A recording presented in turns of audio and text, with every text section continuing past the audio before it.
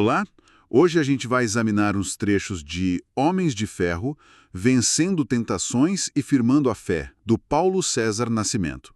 É um material que se propõe a ajudar homens a lidar com questões como, por exemplo, infidelidade, pornografia, e a ideia é fortalecer a fé. Ele usa muito uma imagem, né?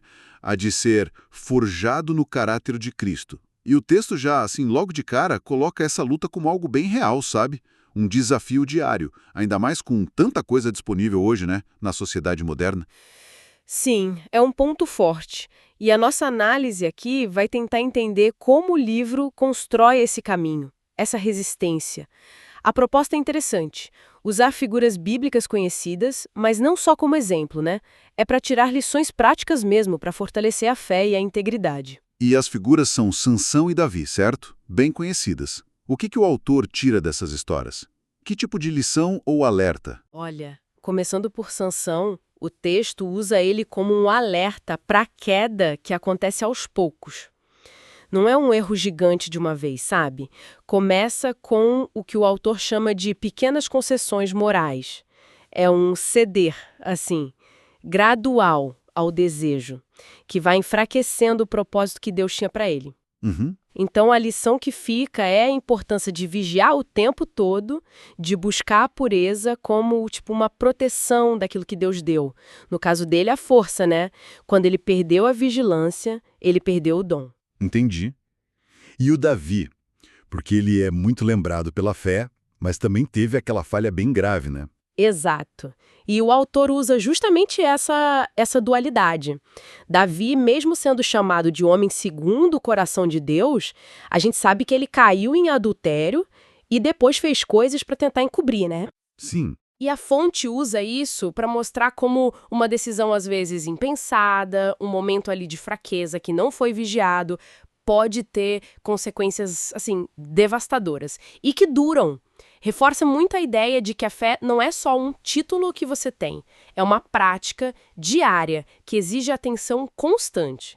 Não adianta ter um histórico bom, a vigilância tem que ser agora, no presente. Ok, então esses exemplos servem meio que para dar um choque de realidade sobre a seriedade do assunto.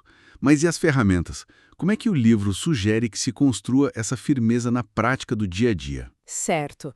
O material traz um conjunto de estratégias e elas meio que se conectam. A primeira dupla é vigilância e oração. É baseado lá em Mateus 26,41, sabe? Onde o Jesus fala para vigiar e orar, para não cair em tentação. A oração aqui é vista como um jeito de fortalecer a mente e o espírito, de manter essa conexão com Deus ativa. Faz sentido começar pelo alerta e pela busca de força espiritual. Que mais? Depois vem a renovação da mente. O texto fala direto sobre a influência, por exemplo, da pornografia e sugere combater isso renovando os pensamentos.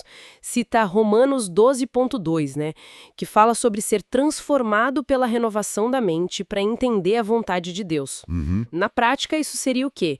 Meditar nas escrituras, buscar ativamente a pureza mental, mudar o foco mesmo. Então, não é só se defender, tipo vigiar, mas agir para transformar por dentro. Isso, exatamente. E aí conecta com a terceira estratégia, cortar fontes de tentação. Essa é a parte, digamos, mais pragmática. É evitar ativamente o que serve de gatilho. Pode ser um ambiente, uma situação, um conteúdo na internet ou fora dela, que a pessoa já sabe que leva à tentação. É ser estratégico, né? Exato. O texto diz que isso exige disciplina, consciência e sabedoria para identificar esses pontos de risco. É quase um complemento da vigilância. Você reconhece o perigo e se afasta. Lógico. E a parte da comunidade, do grupo, é abordada. Sim, e bastante. A quarta estratégia é buscar o apoio de outros homens de fé. A fonte argumenta que essa caminhada é muito difícil para fazer sozinha. A ideia é ter companheiros para dar apoio mútuo, para poder compartilhar as lutas com honestidade, sabe? E orar junto. Uma rede de suporte mesmo, que fortalece todo mundo.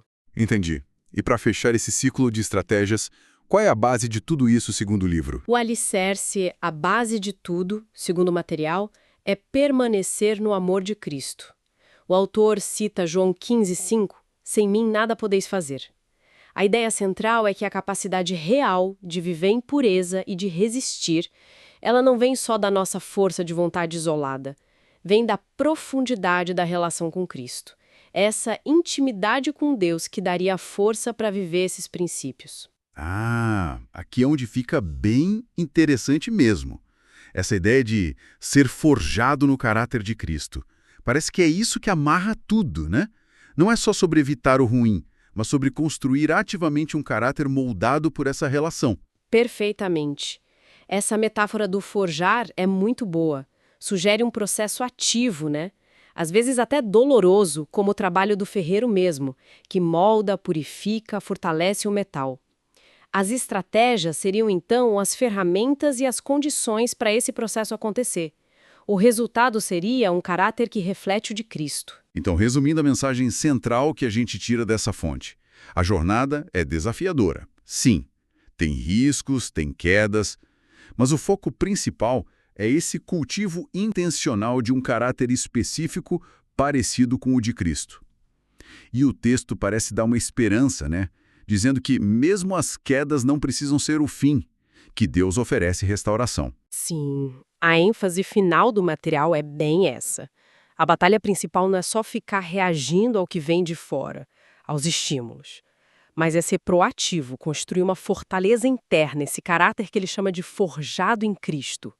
É essa estrutura interior que, segundo a fonte, permitiria a firmeza e, no fim das contas, a vitória. Vitória que é garantida para quem se mantém conectado com Deus. E isso deixa uma questão para a gente pensar, né? Baseado no que o material traz, o texto detalha bem as estratégias.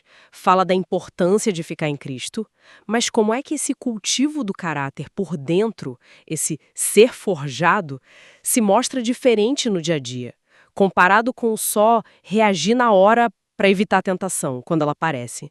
Sabe, onde que essa construção interna muda o jeito da resposta externa? Fica aí para refletir.